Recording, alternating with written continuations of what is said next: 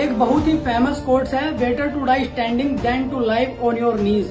घुटनों के बल जीने से बेहतर है खड़े होकर मर जाना। और देश के उपराष्ट्रपति जगदीप धनखड़ जी ने यही किया। 10 जुलाई 2025 को वो एक कार्यक्रम में साफ कहते हैं कि अगस्त 2027 में वो अपने नियमित समय पर रिटायरमेंट हो जाएंगे। लेकिन इसके केवल 11 दिन बाद 21 जुलाई 2025 को वो स्वास्थ्य कारणों का हवाला देते हुए तत्काल प्रभाव से इस्तीफा दे देते हैं।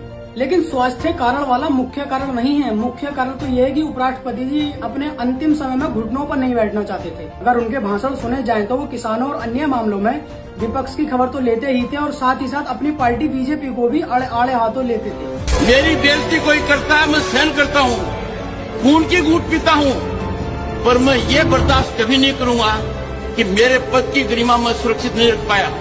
पहले जस्टिस शेखर यादव के केस में और अब जस्टिस यशवंत वर्मा के केस में उन्होंने हद ही पार कर दी।